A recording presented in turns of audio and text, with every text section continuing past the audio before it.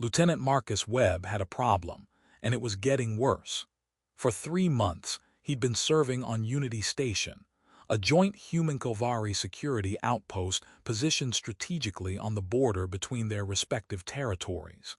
The station was part of an ongoing diplomatic initiative to build trust and cooperation between two species who'd only been in formal contact for about a decade.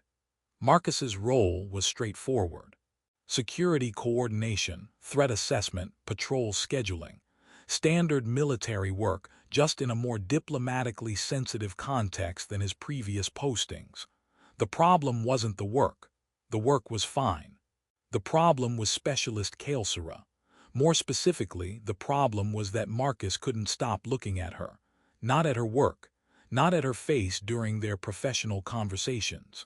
At her physical form, her posture, her movement, the way she carried herself through the station corridors. Marcus was deeply embarrassed about this. He was a professional. He'd served in security roles for 8 years. He knew better than to get distracted by a colleague, especially in a context as diplomatically sensitive as a joint human-alien station. But his brain apparently hadn't received that memo. The Kael'sara were a warrior culture, and it showed in their physicality. They were tall. Kael'sara stood at least 6'3" in human measurements, with builds that suggested significant combat training and physical conditioning. Their skin had a subtle bioluminescence that became more pronounced with emotional intensity, and their features were sharp and elegant in ways that were distinctly non-human but not unappealing. Kael'sara moved with the kind of economical precision that came from extensive martial training. Every step was deliberate, every gesture controlled. She carried herself with confidence that suggested she knew exactly what her body could do and had absolute command of it. And Marcus kept noticing, kept watching her move through the station, kept tracking her presence when they were working in the same spaces, kept finding his attention drifting to her physical form when he should have been focused on security data. He tried to stop. He really did. Every time he caught himself doing it, he'd force his attention back to his work, remind himself that this was inappropriate, tell himself to maintain professional focus. It never worked for long. Within minutes, he'd catch himself glancing at her again. Today, they were scheduled to work together on threat assessment analysis, reviewing sensor data from the border region to identify potential smuggling operations or unauthorized vessel movements. Marcus arrived at the security monitoring room early, pulling up the relevant data and organizing it for efficient review. Kael'sara arrived precisely on time, moving with that distinctive controlled grace that Marcus had been trying not to notice for 3 months. "Lieutenant Webb," she said in greeting, her standard accented but clear. The Kael'sara learned languages quickly, and most of the ones stationed here spoke standard fluently. "Specialist," Marcus replied, gesturing to the displays. "I've pulled the sensor data from the past week. There are some patterns that might be significant, clustered readings in Sector 7 that could indicate coordinated vessel movement." Kael'sara moved to examine the displays, leaning forward to study the data more closely. Marcus pointed out specific readings, explaining his analysis of why these particular patterns might indicate smuggling activity rather than legitimate traffic. And as he talked, his attention drifted. He noticed the way her uniform fit her frame, the muscular definition visible even through the standard-issue clothing, the way her posture shifted slightly as she analyzed the data. He caught himself, looked away quickly, forced his focus back to the sensor readings, but not quickly enough. "Why do you keep looking at my butt, human?" The question was direct, without inflection or emotion, the kind of blunt approach that Kael'sara favored over subtle communication. Marcus froze. His brain stuttered over multiple things at once. She'd noticed she was calling him out directly, and he was about to face consequences for behavior that was completely inappropriate in a professional setting. His face burned with embarrassment. He'd been so careful, or so he'd thought, but clearly not careful enough. I apologize," Marcus managed, the words stumbling over each other. "That was inappropriate. I didn't mean to, I wasn't trying to. He couldn't find words that wouldn't make this worse. What could he possibly say? Sorry, I was staring at your body like a creep. That wasn't going to help. Kael'sara studied him with the kind of analytical intensity that Kael'vari brought to everything. Her bioluminescence brightened slightly, the equivalent of a human's pupils dilating, suggesting heightened interest or attention. You are embarrassed, she observed, her tone neutral. Why?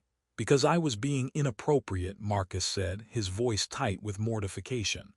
Looking at a colleague like that, it's disrespectful and unprofessional. I'm sorry. It won't happen again. Kael'sara tilted her head slightly, a gesture that Marcus had learned indicated confusion or recalibration of assumptions. You think noticing my physical form is disrespectful? She asked, and there was genuine curiosity in her tone rather than the anger Marcus had been expecting. In human culture, staring at someone's body like that is generally considered inappropriate, Marcus explained, still burning with embarrassment. Especially in a professional setting, it implies things that shouldn't be implied between colleagues. What things? Kael'sara asked directly. Marcus struggled to articulate this in a way that wouldn't make the situation worse. Attraction. Inappropriate interest. The kind of attention that makes people uncomfortable because it's focused on their physical appearance rather than on their professional capabilities. Kael'sara was quiet for a long moment, her expression showing the kind of focused processing that suggested she was working through significant cultural translation. In Kael'vari culture, she said slowly, carefully, a warrior noticing another warrior's physical form, particularly their movement and bearing, is a sign of respect. It means you recognize their strength instinctively. It means your subconscious acknowledges them as worthy of attention. Marcus stared at her, his brain trying to catch up with this completely unexpected direction. What? Among Kael'vari warriors, we notice each other's physical forms constantly, Kael'sara explained. How someone moves, how they carry themselves, their physical conditioning. These things communicate competence and strength. Noticing them is natural and expected among those who fight or work together. She moved closer, and Marcus had to consciously resist the urge to step back, not from fear, but from uncertainty about appropriate distance given the current conversation. When someone notices without fear or challenge, Kael'sara continued, when the attention is observational rather than aggressive, it suggests potential compatibility, recognition of mutual strength. I wasn't trying to suggest anything, Marcus said quickly. Your movement is distinctive, the way you carry yourself. I kept noticing it without meaning to. Without fear? Kael'sara asked, and her tone suggested this was significant. Yes, without fear, Marcus confirmed, confused about why that mattered. You're a colleague. Why would I be afraid of you? Because I could kill you easily, Kael'sara said matter-of-factly, without threat or boast, just stating objective reality. I am significantly stronger than you, trained in combat since childhood, and capable of lethal force with minimal effort. Most humans instinctively recognize this and maintain careful distance. But you have been working beside me for 3 months, and you show no fear. She studied him with that analytical intensity again. Instead, you notice my physical form in ways that suggest you might see me as potential partner rather than as threat. Marcus's brain felt like it was running on a several-second delay, struggling to process what she was actually saying. Partner in what sense? He managed. In Kael'vari culture, warriors who notice each other's strength without fear often form bonds, Kael'sara explained. Combat partnerships, close friendships, sometimes romantic connections. The pattern of attention you have shown, noticing my movement, my bearing, my physical form repeatedly over months, suggests your subconscious is evaluating me for such a bond. She paused, then added, you are embarrassed because human culture teaches you this is inappropriate. But in Kael'vari culture, it is the beginning of recognition that might lead to partnership. When I noticed your attention, I interpreted it as intentional interest rather than as human awkwardness. Marcus felt like the ground had shifted beneath him. He'd been bracing for consequences, for professional reprimand or worse. Instead, he just learned that his embarrassing habit had cultural meaning he'd never imagined. "I didn't know that," Marcus said. "I wasn't trying to, I didn't realize it had that kind of significance in your culture." "I understand that now," Kael'sara said. "Human cultural training for this station is incomplete. Many nuances are not taught. But I am telling you now, what you thought was inappropriate is, by Kael'vari standards, a sign of respect and potential interest that she paused, as if choosing words carefully, that I am not opposed to exploring." Marcus stared at her, his brain still catching up. "You're saying, you interpreted my noticing you as me being interested in you, as in, romantically interested." "In Kael'vari terms, yes," Kael'sara confirmed. "Though Kael'vari romantic partnerships are structured differently than human ones. But the foundation is the same: recognition of strength, acknowledgement of compatibility, willingness to form bond that goes beyond mere professional cooperation." She met his eyes directly. "I am telling you this because you should understand what your behavior means in my culture before you decide how to proceed. If you wish to pursue that interest, if what I interpreted as intentional was actually genuine attraction you were suppressing, then I am willing to explore compatibility. If you wish to maintain only professional relationship, I will respect that. But you should make that choice with full understanding rather than with human assumptions about appropriateness." Marcus needed time to process this.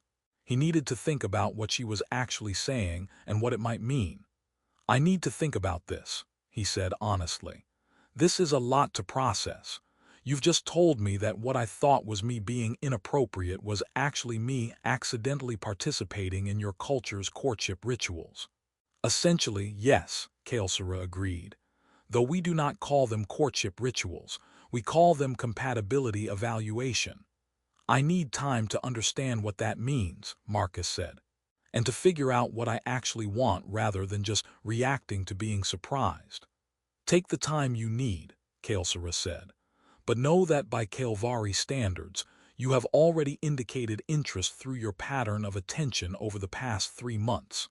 If you wish to pursue that interest further, I am willing. If you wish to maintain only professional relationship, I will respect that. But I wanted you to understand what your behavior means in my culture before you decided." She turned back to the sensor data displays, apparently comfortable moving directly back to work, despite the significant personal conversation they just had.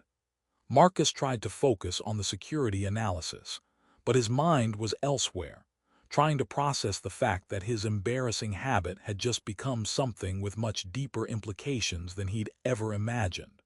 Marcus spent the next several days doing research he probably should have done when he first arrived at Unity Station 3 months ago. Kael'vari culture, it turned out, was significantly more complex than the basic briefings had covered. The briefings had emphasized their warrior traditions, their direct communication style, and their hierarchical social structures based on demonstrated capability. What the briefings hadn't covered in detail was Kael'vari approaches to partnership and relationship formation. Marcus found academic papers written by xenoanthropologists who'd studied Kael'vari social customs. He found personal accounts from humans who'd worked extensively with Kael'vari and who'd documented the cultural gaps they'd encountered. He even found a few first-person narratives from Kael'vari who'd attempted to explain their customs to human audiences. The picture that emerged was fascinating and explained a lot about his interaction with Kael'sara. Kael'vari partnerships, whether combat partnerships, close friendships, or romantic bonds, began with what they called recognition. This was an instinctive, often subconscious awareness of another warrior's capabilities and presence. Warriors who were compatible recognized each other's strength through observation of physical form, movement, and bearing.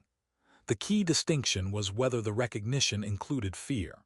If a warrior noticed another's strength and felt threatened or challenged, it indicated potential rivalry rather than compatibility. If they noticed without fear, with pure observational interest, it suggested they might be seeing the other as potential partner rather than as threat. Marcus's pattern of noticing Kael'sara, his repeated attention to her movement and physical presence without any aggressive or challenging component, would have been interpreted by Kael'sara as clear indication of romantic or partnership interest.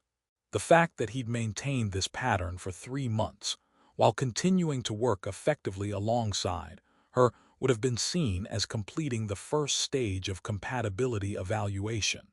His subconscious had already determined she was worth his attention and posed no threat. The next stages, according to what Marcus read, involved more deliberate interaction, shared challenges, direct discussion of compatibility factors, physical contests that tested mutual capability, and eventually formal declaration of intent to bond. What Marcus had thought was him being inappropriately distracted was actually him participating in the beginning of Kael'sara courtship without knowing it. And Kael'sara, noticing his attention and interpreting it through her own cultural framework, had apparently been evaluating whether she was interested in pursuing that partnership. Her direct question, "Why do you keep looking at my butt?" hadn't been confrontation. It had been her moving the evaluation forward, making his unconscious attention conscious so they could decide how to proceed. Marcus sat in his quarters, reviewing what he'd learned, trying to figure out what he actually wanted. Did he want to explore a potential relationship with Kael'sara? If he was being completely honest with himself, yes. He'd been noticing her for 3 months not just because of how she moved, but because he found her impressive. Her competence, her directness, her complete lack of the kind of office politics and indirect communication that drove him crazy in many professional settings. She said what she meant. She expected others to do the same. She valued demonstrated capability over claims of expertise, and she carried herself with confidence that came from actual strength rather than from bravado. Marcus had been suppressing his attraction because he'd thought it was inappropriate. Learning that such attraction was not only acceptable, but expected in Kael'sara culture, made him reconsider whether he should explore this. But he also needed to understand what pursuing this would actually mean. Kael'sara partnerships were apparently quite different from human relationships. If he was going to do this, he needed to do it with full understanding rather than with human assumptions. He requested a meeting with Kael'sara, private conversation rather than work-related discussion. They met in one of the station's observation lounges during off-peak hours when the space was mostly empty. Kael'sara arrived punctually, settling into a seat across from Marcus with that characteristic controlled grace. "You wanted to talk," she said directly, "about our previous conversation." "Yes," Marcus confirmed. "I've spent the past few days learning about Kael'sara partnership customs. Things I should have learned when I first arrived, but didn't because the cultural briefings were incomplete." "And what have you learned?" Kael'sara asked. "That I've been accidentally participating in what your culture considers the first stage of compatibility evaluation," Marcus said. "That my pattern of noticing you, which I thought was me being inappropriate, was actually me subconsciously recognizing you as potential partner." "Essentially correct," Kael'sara confirmed. "And you noticed this weeks ago," Marcus continued. "You observed my attention, recognized the pattern, and were evaluating whether you had reciprocal interest." "Yes," Kael'sara said. "I noticed approximately 6 weeks ago that your attention followed patterns consistent with compatibility recognition. I observed further to determine if the pattern would sustain or if it was temporary distraction. When it sustained, I concluded that your subconscious had recognized compatibility. Your direct question forced the issue into consciousness so we could proceed deliberately."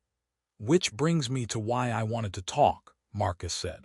"I've thought about what you said, about how my noticing your physical presence means something in Kael'sara culture that it doesn't mean in human culture. And I want you to know, I wasn't consciously trying to indicate interest, but I also wasn't opposed to you. He met her eyes directly, trying to match the Kael'sara preference for honest directness. I find you impressive. Your competence, your directness, the way you approach problems without unnecessary complication. And yes, I find your physical presence striking.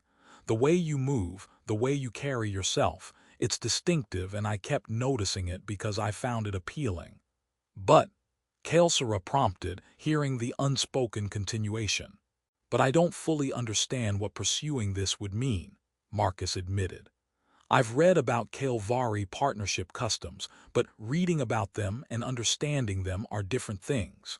If we're going to explore compatibility, I need you to teach me what that actually means in your culture. I need to understand your expectations. Kael'sara's bioluminescence brightened slightly, satisfaction, Marcus had learned, or approval. I am willing to teach, she said. But you must understand, Kael'sara partnerships are different from human romantic relationships. We value strength, honesty, and mutual challenge. I will not soften myself to accommodate human expectations of politeness or emotional gentleness. If you cannot handle directness, if you need the kind of reassurance and emotional management that humans often require, this will not work. I can handle directness, Marcus said. I prefer it, actually. The indirect communication and emotional games that human relationships often involve drive me crazy. I like that you say what you mean and expect the same from others. Then we will explore compatibility, Kael'sara said with finality. Beginning with acknowledgement, I noticed your attention weeks ago. I observed your pattern of looking, your instinctive awareness of my presence, your way of glancing away when you thought I might see. She leaned forward slightly. In Kael'sara culture, this pattern suggested interest tempered by uncertainty, common in younger warriors who are still learning to read attraction and compatibility. I found it endearing. You are not Kael'sara, but you respond to strength instinctively. That matters. What's the next stage? Marcus asked. According to what I read, recognition is just the first part. What comes after? Deliberate testing of compatibility, Kael'sara said. Shared challenges, physical contests, direct discussion of expectations and boundaries. Kael'sara partnerships are built on mutual respect and demonstrated capability. We must determine if we are actually compatible or if the initial recognition was misleading. And if we determine we're not compatible, Marcus asked, then we return to professional relationship without resentment, Kael'sara said. Kael'sara do not consider failed compatibility evaluation to be shameful or problematic. It is simply data, information that this particular pairing would not work. We remain colleagues who respect each other's capabilities. All right, Marcus said. Then let's proceed with testing compatibility. What does that look like practically? What followed over the next several weeks was unlike any relationship development Marcus had experienced with humans. Kael'sara suggested they spar together, not aggressively, but as a way to understand each other's physical capabilities and responses. Marcus was significantly outmatched in terms of strength and combat training, but he held his own well enough that Kael'sara acknowledged his competence despite the disparity. You do not panic when overpowered, she observed after one session. You adapt, look for openings, use your advantages of speed and flexibility to compensate for lesser strength. This is good. It suggests you would not become resentful of my superior combat capability. They took on joint assignments that tested different skills: threat analysis, diplomatic mediation with difficult parties, crisis response scenarios. Kael'sara evaluated how they worked together under pressure, whether they complemented each other's capabilities or created friction. You defer to my judgment in combat situations, but challenge my analysis of political dynamics, she noted. This is appropriate. You recognize where each of us has greater expertise and do not allow ego to prevent acknowledging superior knowledge. And they talked, direct, honest conversations about expectations, boundaries, long-term goals, and what each of them valued in partnership. Kael'sara partnerships involve significant physical intimacy, Kael'sara explained during one conversation. Not just sexual, though that is part of it, but constant physical awareness, touch without asking permission, presence that humans often find intrusive. Can you accommodate this? I think so, Marcus said. I'm not particularly comfortable with casual touch from most people, but I don't mind it from people I'm actually close to. I'll probably need time to adjust, but it doesn't sound fundamentally incompatible. And I will need to learn human emotional expression, Kael'sara said. Kael'sara do not typically provide verbal reassurance or express affection through words. We show care through action, protection, support, loyalty. But humans often need words as well. I will need to learn to provide this. I appreciate the willingness to learn, Marcus said, and I'll try to adapt to Kael'sara approaches. This is going to require work from both of us. All worthwhile partnerships require work, Kael'sara said. The question is whether the work is sustainable or exhausting. We will determine this through continued evaluation. 6 weeks into their deliberate compatibility testing, Marcus realized something significant. He was happier than he'd been in any previous relationship. The directness, the lack of games or manipulation, the mutual respect and honesty, it worked for him in ways that human romantic relationships often hadn't. I think we might actually be compatible, Marcus told Kael'sara during one of their regular evaluations. I agree, Kael'sara said. We have different strengths that complement rather than compete. We communicate effectively despite cultural differences. The physical attraction is mutual and sustainable. I am prepared to move to formal declaration of partnership if you are. What does that mean exactly? Marcus asked. In Kael'sara culture, we would declare our intent to bond formally, inform our communities, establish ourselves as recognized partners, begin building shared life together. Is this acceptable? Marcus thought about what that would mean. Being in a formal, acknowledged relationship with a Kael'sara warrior, navigating the continued cultural differences, building something that crossed species boundaries. Yes, he said. That's acceptable. More than acceptable, that's what I want. What had begun as Marcus's embarrassing habit of noticing Kael'sara's physical presence became the foundation for a genuine partnership built on mutual respect, cultural curiosity, and willingness to learn how the other defined connection and commitment. The formal declaration of their partnership created ripples throughout Unity Station that Marcus hadn't fully anticipated. Some reactions were positive. Several Kael'sara warriors who'd been watching their developing relationship expressed approval that a human had successfully navigated the complex process of Kael'sara compatibility evaluation. A few of Marcus's human colleagues were supportive, happy that he'd found a relationship that worked for him. But there were also negative reactions. Some humans were uncomfortable with the cross-species pairing, muttering about inappropriate relationships and crossing boundaries that should remain uncrossed. Some Kael'sara questioned whether a human could truly be compatible with a Kael'sara warrior, whether Marcus was strong enough or capable enough to be an appropriate partner for someone of Kael'sara's status. Marcus and Kael'sara, having already built their relationship on direct communication and honesty, decided to address the concerns head-on rather than avoiding them. They requested a joint meeting with Station Command, Captain Williams from the human contingent and Commander Velcrin from the Kael'sara forces.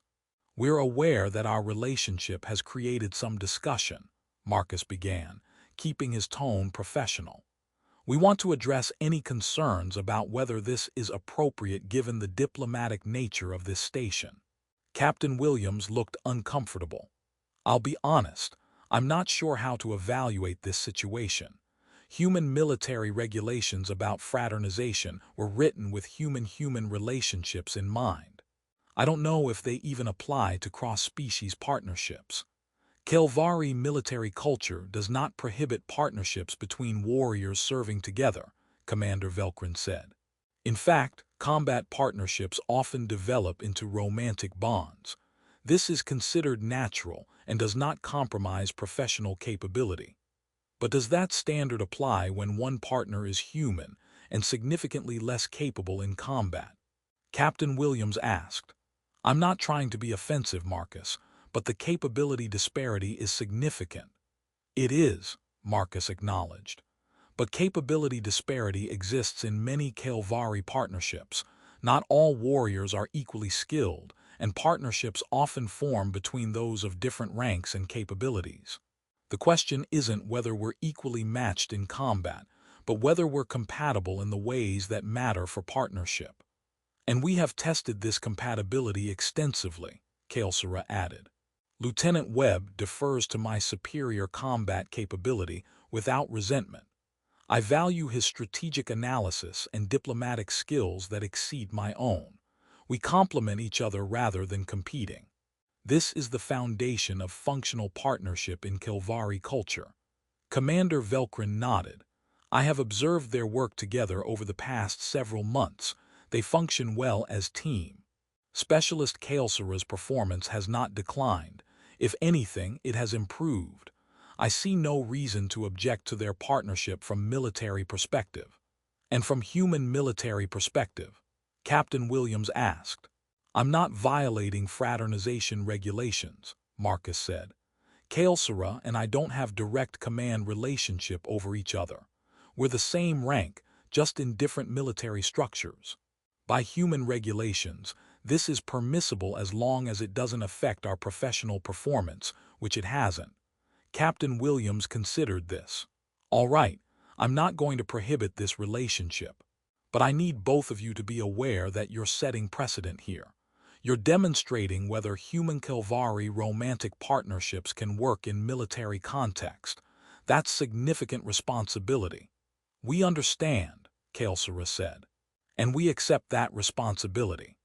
The meeting concluded with formal acknowledgement that their relationship was permitted, but would be watched closely to ensure it didn't compromise their professional effectiveness or the station's diplomatic mission. Marcus and Kael'sara left the meeting and immediately ran into another complication. Lieutenant Davis, one of Marcus's human colleagues, waiting outside the command office. Can I talk to you?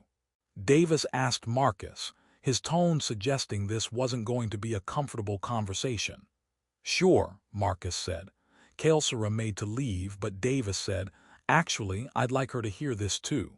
They moved to a private conference room. Davis looked uncomfortable, struggling with how to begin.